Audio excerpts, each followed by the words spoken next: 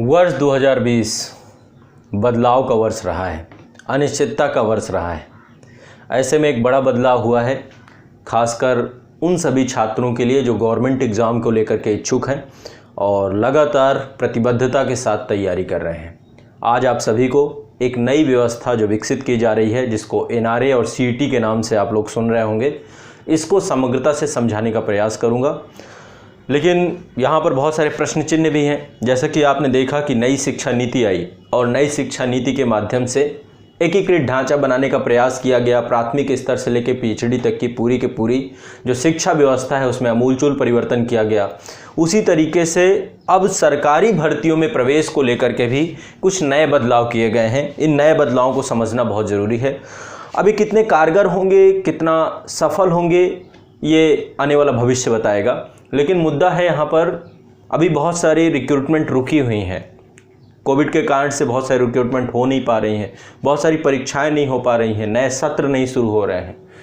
उनकी जगह पे सरकार के द्वारा नई व्यवस्थाओं का जन्म देना और एक नए तरीके की प्रणाली लाना कहाँ तक सही है, क्या है, अब इस पे प्रश्न नहीं करेंगे। लेकिन पहले आप नेशनल रिक्रूटमेंट एजेंसी और उसके द्वारा लिए जाने वाला कॉमन एलिजिबिलिटी टेस्ट, इन दोनों को समझने का प्रयास करिएगा।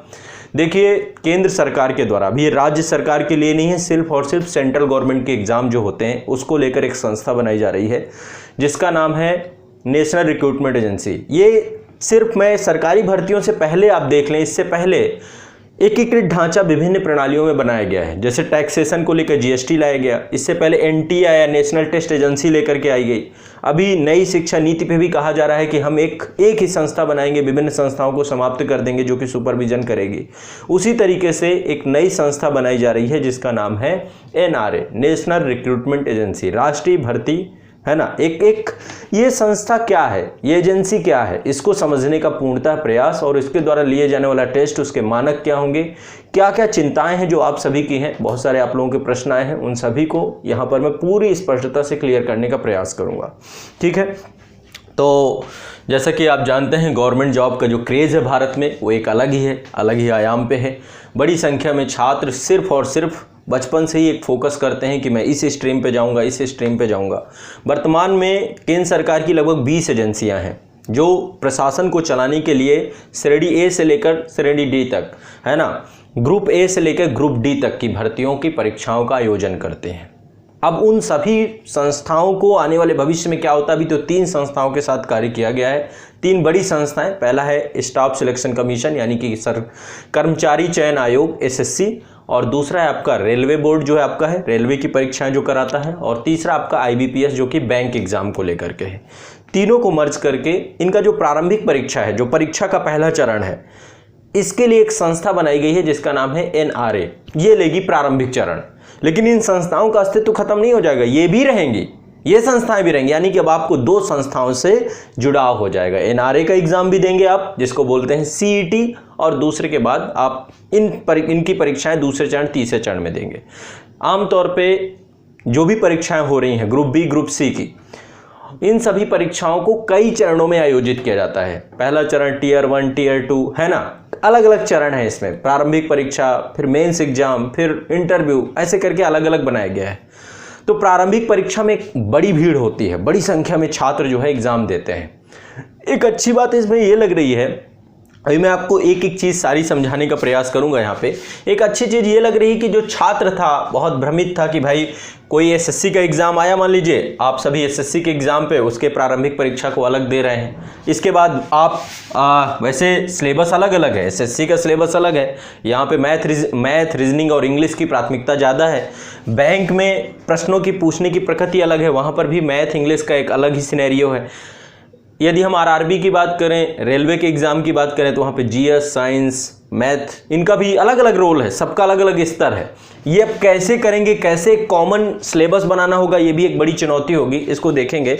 लेकिन जो छात्र पहले एसएससी का एग्ज़ाम देता है, एसएससी के बाद अभी मैं सभी संस्थाओं के बारे में भी कुछ जानकारी आपको दूंगा। एसएससी के बाद वही छात्र बैंक का एग्ज़ाम देता है, तो सबके अलग अलग चरणों से आप प्रवेश करते हैं। प्रारंभिक परीक्षा में दिया आईबीपीएस दे रहे हैं तो उसका प्रीलिम्स अलग है, एसएससी का प्रीलिम्स अलग है, और आपको आरआरबी का दे रहे हैं उसका प्रीलिम्स अलग है। आने वाले भविष्य में हो सकता है और संस्थाओं को मर्ज कर दिया जाए। सीईटी के साथ जोड़ दिया जाए। तो जो आपका प्रीलिम्स एग्जाम है, ठीक है, अब एक बार मैं समझाने का प्रयास करता हूं आसान भाषा में आप सभी को, शायद आप इसको समझ जाएं। ठीक है, आप समझने का प्रयास करिएगा। सबसे पहली चीज, जो सरकारी सर्विसेज हैं, गवर्नमेंट एग्जाम है, उसको लेकर के ये एक पूरा नया जो है एक संस्था बनाई गई जिसका नाम है राष्ट्रीय भर्ती एजेंसी। केंद्र सरकार की परीक्षाएं आयोजित करेगी। अब राज्य सरकारें इसको लेके क्या करती हैं ये अलग बात है, राज्य सरकारों के पास है, वो क्या करेंगी देखा जाएगा। तो एनआरए एक एग्जाम कंडक्ट कराएगी। अभी तक हो क्या रहा था, अभी एसएससी अपने एग्जाम अलग कंडक्ट कराती थी, ठीक, प्रारंभिक परीक्षा का अलग, टियर 1 टियर 2 जो अलग अलग है। इसी तरीके से आईबीपीएस था, उसके अलग अपना तरीका था, अलग मेथड था, अलग सिलेबस था, अलग पाठ्यक्रम था, और ठीक है, उसी तरीके से रेलवे अपना कार्य करता था। अभी अन्य एजेंसी अपना अलग अलग करती है। अब इन सबके एग्जामों को मर्ज कर दिया गया, ठीक, मर्ज करके एक एग्जाम लिया जाएगा जो कि पहले चरण का होगा, जिसको हमने बोला है कॉमन एलिजिबिलिटी टेस्ट, सामान्य पात्रता परीक्षण, ये लिया जाएगा एसएससी, बैंक और रेलवे एग्जाम को लेकर के। ठीक है, अब यहां पर आप एक चीज देखिए, इस चीज को समझ लीजिए बहुत इजीली।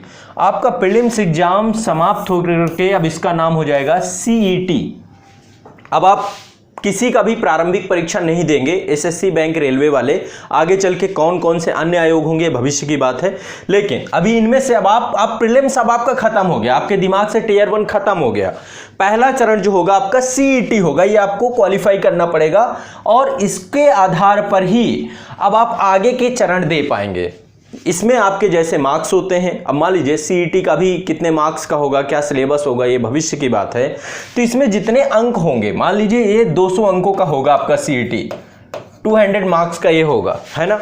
तो मान लीजिए 2021 में, अभी तो देखो ये साल गया, 2020 गया, अब 2021 तक होगा, क्योंकि सरकार ने इसको लेके अच्छा खासा फंड भी मुहैया कराया है और निश्चित तौर पे 2021 में संस्था अस्तित्व में आ जाएगी। ठीक है, तो 2021 में मान लीजिए आपने एग्जाम दिया, 200 में आपके 100 नंबर आए, ठीक है, 100 मार्क्स आए सीईटी एग्जाम पे। ठीक, जैसा कि आपको पता है कि हर साल 2 बार ये एग्जाम होगा, हर 6 महीने में सरकार का राजस्व बढ़ेगा। ठीक है, ये बात तय है, ये हमेशा होता है, वैकेंसी निकाली जाती है, राजस्व बढ़ाया जाता है, फिर भूल जाया जाता है, फिर नहीं होते एग्जाम, है ना, ये हर बार होता है। तो राजस्व अब बढ़ेगा सीईटी के माध्यम से। दूसरा, आपने सीईटी एग्जाम दिया, अब हर 6 महीने में आप देंगे। आप सोचेंगे इसमें 100 है, थोड़ा सा शायद हो सकता है एसएससी वालों को ना बुलाए, है ना, एसएससी कहे कि भाई जिनके 110 नंबर है वही आके मेंस देंगे, तो आप क्या करोगे, फिर दोगे इस एग्जाम को। ठीक है, तो 2021 में आपने दूसरी बार दिया, ठीक है, ये फर्स्ट टाइम आपने दिया, अब आपने सेकेंड टाइम दिया, आपके 110 नंबर आ गए। तो आप देखेंगे जो आपके सर्वाधिक होंगे, क्यों, क्योंकि ये नंबर आपके 3 साल के लिए वैलिड है। ये चीज अभी शिक्षक परीक्षा में चल रही थी, 3 ईयर के लिए इसको वैलिड रखा गया। वैलिडिटी कितनी रखी गई, 3 साल की इसमें इसकी वैलिडिटी है, 3 साल की इसका जो है एक तरीका बनाया गया। अब इसको समझने का प्रयास करिएगा पूरा का पूरा। तो आपका प्रीलिम्स एग्जाम खत्म, क्या हो गया इसका सीईटी। अब आप सीईटी देंगे, अब इसका सिलेबस और क्या होगा ये सब पता चलेगा। अब नए तरीके से जो बच्चे बेचारे तैयारी कर रहे थे, अब नए तरीके से उनके लिए एक नया पाठ्यक्रम आएगा।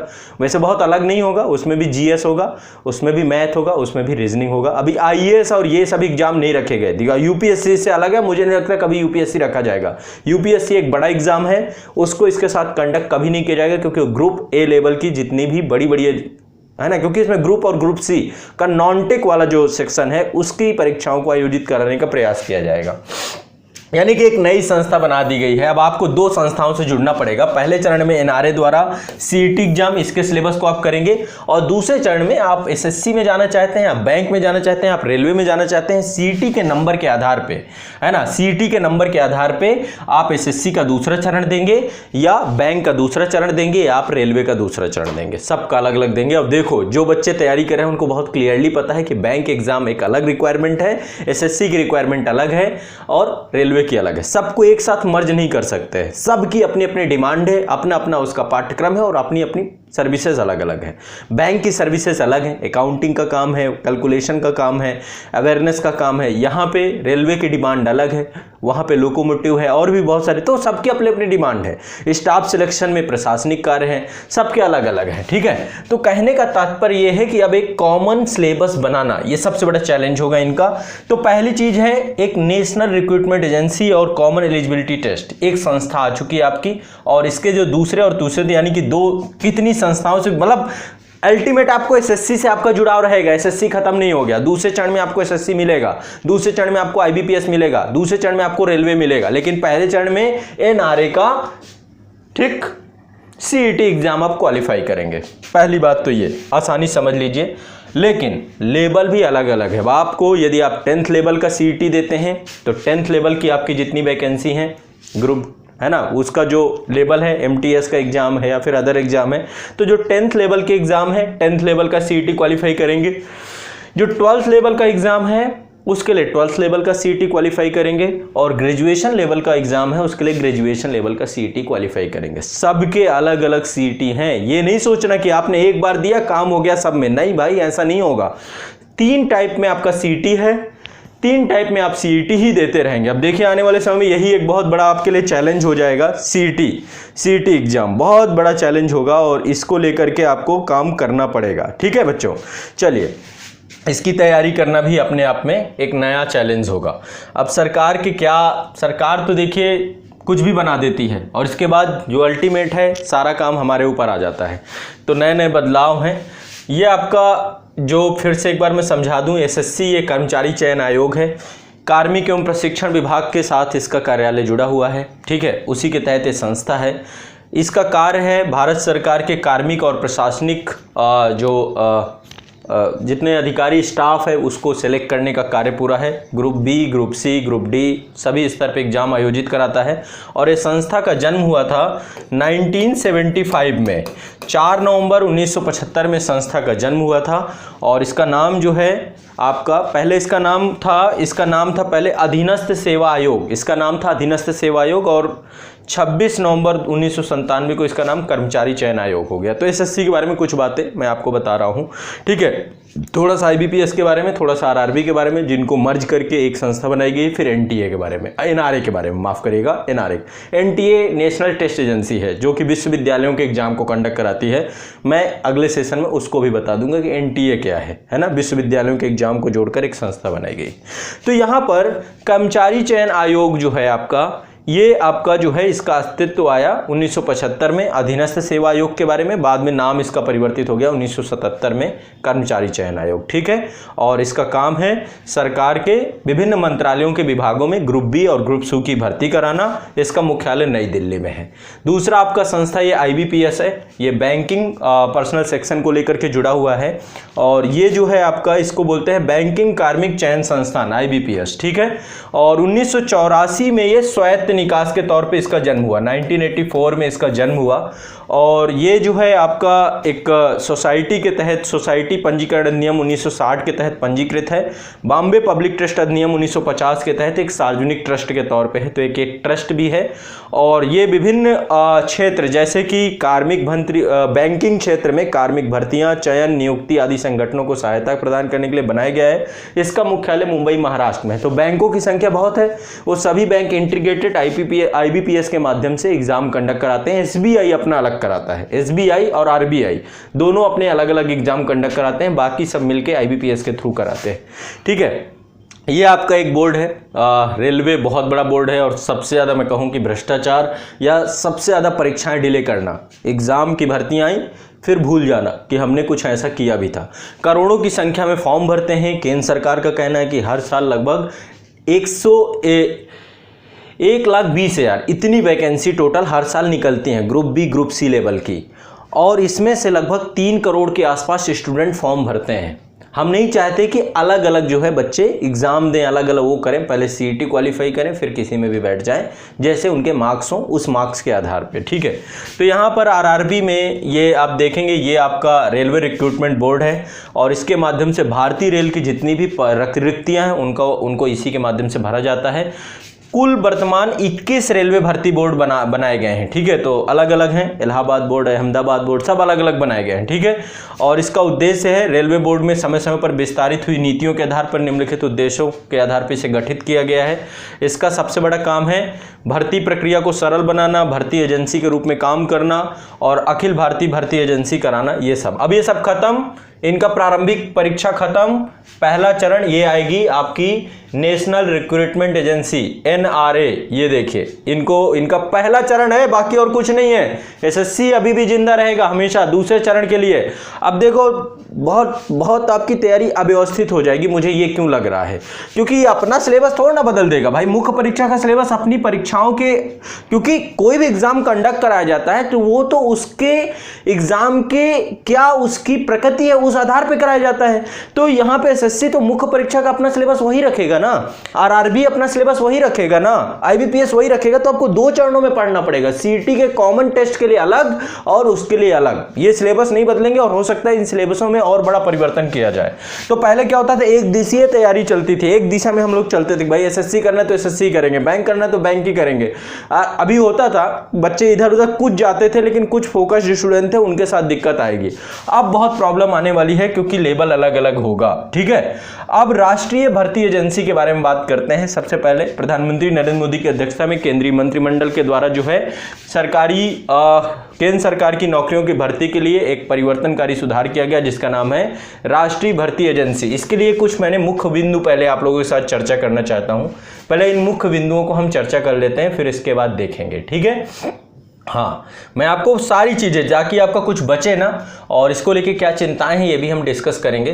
तो सबसे पहले सेंट्रल गवर्नमेंट की परीक्षाएं ही आयोजित होंगी, इसमें राज्य सरकार क्या करता है उनका अपना अलग मानक है, ठीक है। इसके बाद वर्तमान में जैसा कि मैंने आपको बताया कि लगभग 1,25,000 परीक्षाएं हैं, जिसमें से प्रतिवर्ष इतनी रिक्तियां होती हैं। इतनी रिक्तियों में 3 से 4 करोड़ बच्चा जो है एग्जाम में बैठता है, और बैठने के बाद वो बहुत सारी समस्याएं हैं बच्चों के साथ। मैंने हमेशा कहा है कि छात्र एक शोषित वर्ग है, इसको कभी कोई ध्यान में नहीं देता है। छात्र सबको लगता है, कभी आप बाहर जिन क्षेत्रों में जो एजुकेशनल हब हैं, दिल्ली हो गया, इलाहाबाद हो गया, कोटा राजस्थान हो गया, इंदौर हो गया, जितने भी एजुकेशनल हब हैं, इन सभी एजुकेशनल हब में देखेंगे बच्चे के साथ बड़ा शोषण होता है। ऐसे आप जाएंगे, आप शादीशुदा हो जाएंगे और जाके किराए का घर लेंगे तो आपको कितने का मिलेगा, बहुत सस्ता मिल जाएगा, 3,000 4,000 में। बच्चा जाएगा लेने 7,000 से शुरुआत होती है ना। आप जाइए दिल्ली मुखर्जी नगर, छोटी सी गैलरी का रेट भी क्या है, सरकार को कोई मतलब नहीं है, सब चल रहा है। तो स्थानीय लोग बहुत शोषण करते हैं जहाँ पे एजुकेशनल हब होते हैं। वहाँ पे एक चाय वाले से लेकर के एक कोचिंग इंस्टीट्यूट तक सब शोषण करते हैं, कोई नहीं छोड़ता बच्चे को। तो ऐसे में बड़ी समस्याएं हैं, मतलब समस्याओं को एक मैं व्यापक स्तर मानता हूं। घर से बाहर रहना, फिर गार्जियन खर्चा उठाते हैं, तैयारी का ही बहुत बड़ा लंबा चरण है। तो लगभग इतनी वैकेंसी निकलती हैं और ये वैकेंसियां समय पे नहीं होती हैं आयोजित। 2 साल 3 साल चल रहा है, अपने हिसाब से सबका अपना अपना है। मुझे तो ये था कि इसकी जगह पे क्या बनाते, एक ऐसी संस्था बनाते जो सुपरविजन करती कि कौन एग्जाम किस संस्था ने लिया और वो हुआ क्यों नहीं, उसका रिजल्ट क्यों नहीं आया, फाइनल लिस्ट क्यों नहीं आई। ये सुपरविजन वाली एक संस्था बनती है, एक स्वायत्त संस्थान ये बनाया जाता, ना कि ये कि एक और आपने रिक्रूटमेंट बोर्ड बना दिया और आपने एक राजस्व उगाही करने का आपने एक नया सेक्शन बना दिया। इसमें हो सकती हैं बहुत सारी अच्छाइयां हो, लेकिन आप एक चीज देखिए, ये एक तरीके से अब आप 10 बार सीईटी करेंगे तो 10 बार उसकी फीस तो होगी, फ्री में तो कराया नहीं जाएगा सीईटी, है ना। तो एक संस्था बनती जो ऊपर, या बनाइए आप ऐसी संस्था, सरकार को बनानी चाहिए जो ऊपर बैठ के सुपरविजन करे कि ये एग्जाम नहीं हो रहा और बाकायदा लिस्ट जारी करे, और उन संस्थाओं को जाकर के कहे कि आप क्यों नहीं ले पा रहे हैं एग्जाम। आयोगों में एग्जाम होते हैं, एग्जाम में क्वेश्चन पेपर गलत आते हैं, किसकी जिम्मेदारी, आप सही क्वेश्चन पेपर सेट नहीं कर पाते, किस नाम के आप आयोग हैं ये बताइए। आप चाहे जितने आयोग देख लीजिए बड़े बड़े, हर बार 5 क्वेश्चन भी विवादित, 6 क्वेश्चन भी विवादित, फिर मामला हाई कोर्ट सुप्रीम कोर्ट, इसीलिए बैठे हुए स्टूडेंट। तो इन चीजों पे कोई ध्यान नहीं दिया गया, बस एक संस्था बना के रिक्रूटमेंट को लेकर के काम कर दिया गया और कुछ नहीं। तो यहाँ पे ये हर साल जो है करोड़ों की संख्या में छात्र सम्मिलित होते हैं, खूब राजस्व पहुंचाते हैं। इसके बाद जो है आपका ये जो पूरा का पूरा एनआरए है, इसका काम रहेगा ग्रुप बी ग्रुप सी, और नॉन टेक एग्जाम है, टेक्निकल के लिए नहीं है, दिमाग में बैठा लीजिएगा, हटा लीजिएगा। अभी नॉन टेक एग्जाम को इसके साथ जोड़ा गया है, भविष्य में अन्य परीक्षाओं को जोड़ा जाएगा। पहला चरण जो है इसका प्रारंभिक परीक्षा है, इसी को समाप्त करके सीईटी में बदल दिया गया, कॉमन एलिजिबिलिटी टेस्ट में बदल दिया गया, सामान्य पात्रता परीक्षा में बदल दिया गया। ये परीक्षा ऑनलाइन होगी, इस परीक्षा का आयोजन ऑनलाइन होगा। 6 माह में परीक्षा होगी, यानी 1 साल में 2 बार आप एग्जाम देंगे, ठीक है। इसके बाद ये 12 भाषाओं में आयोजित होगी। देखिए जो हमारी 8वीं अनुसूची है, 8वीं अनुसूची भारतीय संविधान की है आपकी, जो 22 भाषाएं शेड्यूल्ड हैं, अनुसूचित 22 भाषाएं हैं, उनमें से 12 भाषाओं को इसमें रखा गया। आने वाले समय में हो सकता है कि उन भाषाओं को भी जोड़ दिया जाए। अभी हिंदी इंग्लिश में 2 ही में होता था। ये एक अच्छी चीज़ है कि आप कम से कम स्थानीय भाषाओं को प्रश्रय दे रहे हैं, ताकि लैंग्वेज को लेकर जो बैरियर था वो खत्म होगा। सीईटी एग्जाम में जो है आपका, जैसे कि ये 2021 से आपका चालू होगा। अब इसके मार्क्स क्या होंगे देखा जाएगा, लेकिन यहाँ पे मैं जो फॉर्मूला आपको समझाना चाहता हूँ कि मान लीजिए 2021 में आपने एग्जाम दिया, आपके 100 नंबर आए, ठीक है, 200 में। 2022 में आपने एग्जाम दिया, आपके 90 ही आए, तो माने कौन से जाएंगे, 100 वाले, इसी के आधार पे। लेकिन वही है कि 3 साल के बाद आपकी इसकी वैलिडिटी आपकी कितनी रहेगी, +3 कर लीजिए। 2024 में ये आपका एक्सपायर हो जाएगा। इसकी बात करेंगे तो 2025 में एक्सपायर हो जाएगा, है ना। तो आपको थोड़ा सा ये देखना है, 3 साल की एक्सपायरी है। अटेम्प्ट को लेकर लिमिटेशन नहीं है, आप मैक्सिमम अटेम्प्ट दे सकते हैं ताकि अधिकतम राजस्व उगाही हो सरकार की। लेकिन आप जो है एज लिमिट एक रखी जाएगी ताकि उस उम्र के बाद आप सीईटी ना दे पाए, ठीक है। और इसमें एक बड़ा क्वेश्चन मार्क है, बहुत बड़ा क्वेश्चन मार्क है। अब चाहे जितना बड़ा मैं इसे लगा दूं, क्या भर्तियों में तेजी आएगी? मुझे लगता नहीं आएगी। कारण संस्थाएं दूसरी भी हैं, दूसरी संस्था में तो प्रवेश करना ही। यदि एसएससी ने अपने आप को नहीं बदला, आईबीपीएस ने अपने आप को नहीं बदला, एनटीए तो मान लो चलो आप सीईटीए ये एनआरए के माध्यम से आप सीईटी तो देते रहेंगे हर 6 महीने में, अच्छे अच्छे नंबर लाते रहेंगे। लेकिन एसएससी ने यदि भर्तियां नहीं निकाली, बैंक ने भर्तियां नहीं निकाली, यदि भर्तियां नहीं आएंगी तो हर 6 महीने में फिर भर्तियां भी लाओ। यदि 6 महीने में आप एग्जाम ले रहे हो तो यदि भर्तियां नहीं आएंगी तो कुछ नहीं होगा, वही पूरा प्रकरण चलता रहेगा। लेकिन हाँ एक चीज है, इन बड़े आयोगों के साथ जो एक बड़ा दबाव होता था इनके ऊपर कि भाई प्रीलिम्स में लाखों की संख्या में बच्चों को बैठाने की बात होती थी, वो काम अब थोड़ा सा इनका हल्का हो जाएगा। प्रारंभिक परीक्षा में सबसे ज्यादा अभ्यर्थी बैठता है, वो एनआरए अपना संभालता रहेगा। अब जो है ये संस्थाओं का फोकस रहेगा कि मेंस में अच्छे बच्चों को चयनित करके रिजल्ट घोषित करना। तो ये दोनों चीजें हो सकती हैं। प्लस भी अब ये भविष्य की बात है, इसके पॉजिटिव और निगेटिव दोनों पॉइंट हैं, है ना। इसके लिए पर्याप्त मात्रा में समय समय पर भर्तियां निकलती रहें और बच्चों को आप चयनित करते रहें तो ठीक है, ठीक है। इसके बाद लागू होने की अवधि देखो, 2021 में कुछ नहीं होने वाला, दिमाग में बैठा लीजिए। 2020 में कुछ नहीं होने वाला, 2021 में जो होगा सो देखा जाएगा। लेकिन अभी कुछ पता नहीं है क्या है, लेकिन सरकार ने अच्छा खासा फंड इसमें देखा गया है। वर्ष में 2 बार आयोजन होगा, पेपर ऑब्जेक्टिव टाइप ही रहेगा, क्योंकि प्रारंभिक परीक्षा वैसे सबकी ऑब्जेक्टिव टाइप है, अभी ऑब्जेक्टिव टाइप रहेगी। लेकिन इसका सिलेबस क्या होगा, कॉमन सिलेबस, एक बड़ी बात होगी। सेंटर के बारे में इन्होंने कहा कि हर जिले में एक सेंटर बनाएंगे, तो गड़बड़ हो सकती है। एक गड़बड़ ये हो सकती है कि अब आपका जो है सबसे बड़ी गड़बड़ क्या हो सकती है, सबसे बड़ी दिक्कत ये हो सकती है कि स्थानीय स्तर पर सेंटर रखने का सबसे बड़ी प्रॉब्लम ये है कि जो करप्शन की समस्या है वो एक सबसे बड़ी समस्या है। करप्शन, ये भ्रष्टाचार होना ही है और होता रहा है। तो ऐसे में हर जिले में आपको सेंटर चेंज करना पड़ेगा। आप सेंटर को रखिए 2 जिले बाद 3 जिले बाद दूर रखिए, आप उसी सेंटर में बिल्कुल मत करिए, क्योंकि परीक्षा हॉल पे जो लोग मिलेंगे, एग्जाम ऑनलाइन होगा नो डाउट। पहले ऑनलाइन का इंफ्रास्ट्रक्चर डेवलप करना ये बहुत आसान नहीं है। ऑनलाइन का इंफ्रास्ट्रक्चर, अभी टीसीएस जैसी कंपनियां हैं जो प्रोजेक्ट लेकर के काम कराती हैं, कई शिफ्टों में एग्जाम होता है, तो ऑनलाइन के कारण तो चलो कुछ करप्शन कम होगा। लेकिन आपको एक बात दिमाग में बैठा के चलना है कि आपको जो पूरा का पूरा एग्जाम होगा उसी सेंटर में, उसी जिले में नहीं होना चाहिए। हाँ, राज्यों में मत भेजिए कि बिहार के बच्चे को आप यूपी भेज रहे हैं, यूपी के बच्चे को आप एमपी भेज रहे हैं, एमपी के बच्चे को कहीं भेज, ऐसे मत करिए। ये होता था, अलग अलग बोर्ड का हम चयनित करते थे। तो आप हर जिले में सेंटर बनाएंगे तो हर जिले में उसी जिले का बच्चा उसी जिले में एग्जाम ना दे तो अच्छी बात है, नहीं तो करप्शन खूब दबा के होगा ऐसे में। लेकिन हाँ चलिए डिसेंट्रलाइज करेंगे, आप सेंटर खूब सारे बनाएंगे, 12 भाषाओं में अभी एग्जाम लेंगे, आगे बढ़ेगा।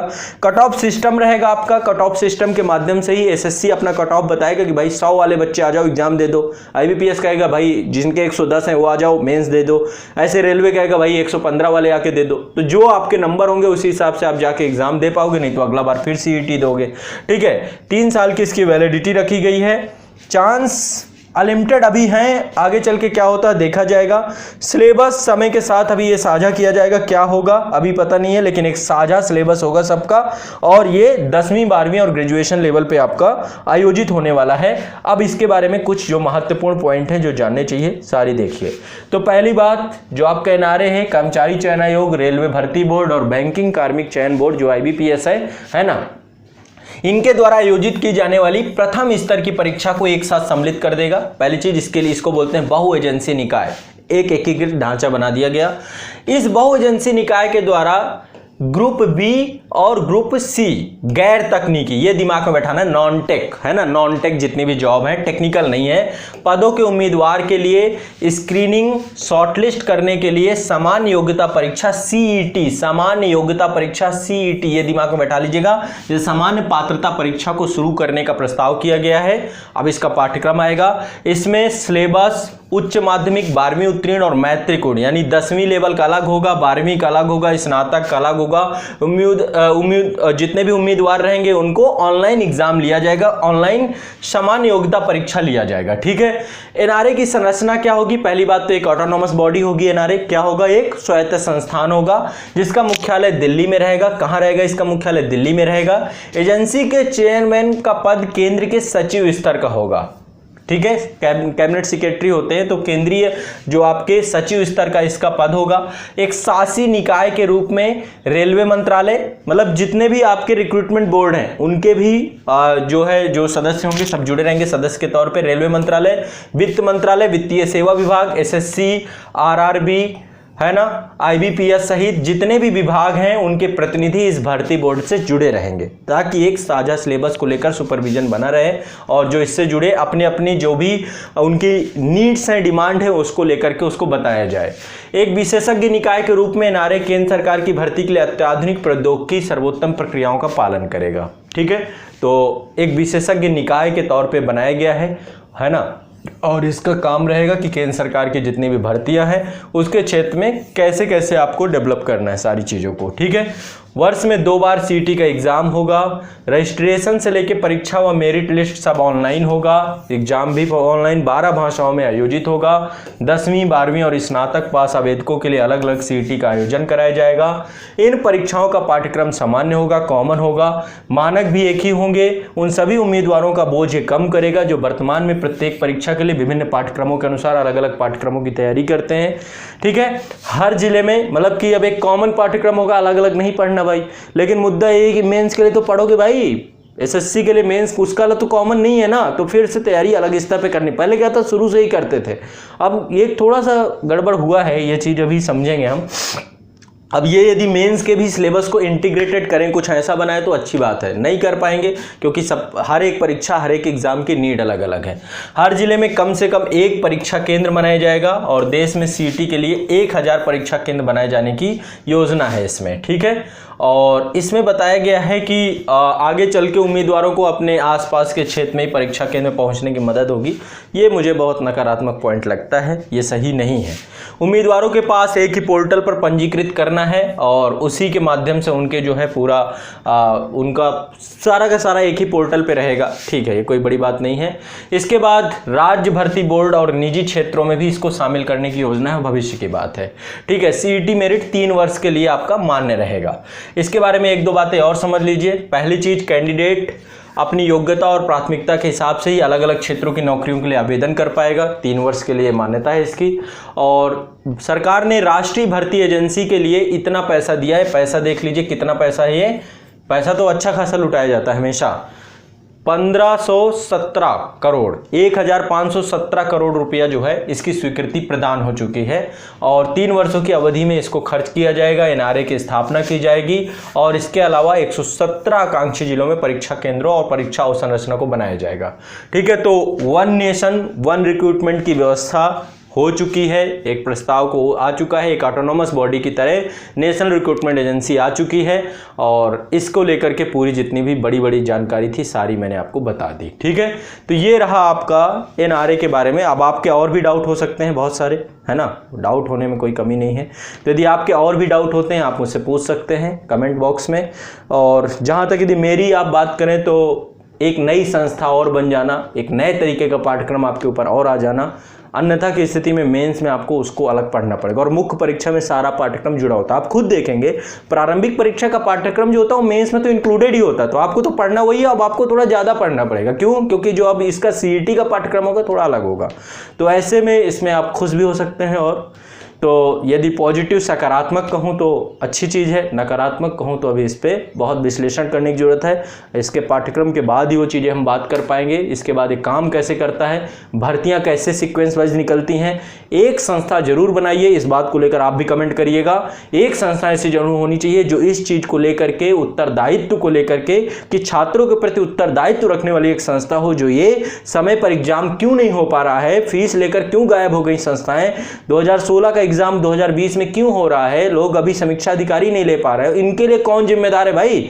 आपने करोड़ों रुपए का राजस्व उगाही कर ली। जैसे कि मैं भी देख रहा था, एनटीपीसी एग्जाम था आपका, एनटीपीसी एग्जाम रेलवे के द्वारा कराया गया। पहले आपने आवेदन मंगाए, करोड़ों की बच्चों ने आपको राजस्व दिया। दूसरे स्तर पे और आपने छोटा मोटा पैसा नहीं लिया, 500 से ज़्यादा की फीस ली। इसके बाद फिर आपने आवेदन मंगाए, डेट बढ़ा दी आपने, फिर बच्चे पहुंच गए। अरे आपको पता था आप इतना आवेदन ही नहीं लेते। अब आप क्या, आपकी क्षमता ही नहीं है कि आप इतनी, एक तो कोविड हो गया, दूसरा आप कह रहे हैं कि आपके पास इतना इंफ्रास्ट्रक्चर नहीं, इतना क्षमता नहीं। किस चीज़ का रोना है भाई। एक चरण की परीक्षा पहले शुरुआत में बताई जाती कि एक चरण की परीक्षा होगी, बाद में उसको 2 से 3 चरण में बदल दिया जाता है। तो एक संस्था ऊपर ऐसी होनी चाहिए, ऑटोनोमस बॉडी होनी चाहिए, जिसका काम रहे कि जो संस्था, जैसे चुनाव आयोग है वैसे एक संस्था होनी चाहिए, और उस संस्था का काम होना चाहिए कि जितने भी ये रिक्रूटमेंट बोर्ड है, ये क्यों भ्रष्टाचार कर रहे हैं, क्यों करप्शन हो रहा है, क्यों फॉर्म भरने के बाद समय से एग्जाम नहीं हो रहा, जो तिथियां क्यों बढ़ा दी जा रही हैं, क्यों प्रश्न पत्र गलत आते हैं, ये सब चीज़ों को लेकर, और बच्चा वहाँ पे जा सके। तो एक छात्रों को लेकर के एक बड़ा संस्थान ऐसा बनाना चाहिए जो छात्रों के प्रति उत्तरदायी हो। ऐसी संस्था बने ताकि समय से रिक्रूटमेंट हो। ये नारे अब आने वाले समय में अपनी प्रासंगिकता दिखाएगा। इसको लेकर आप लोग के जो सुझाव हों, आप लोगों का जो मत हो, जरूर बताइएगा। ठीक है, चलिए, बहुत बहुत शुक्रिया, आभार, धन्यवाद।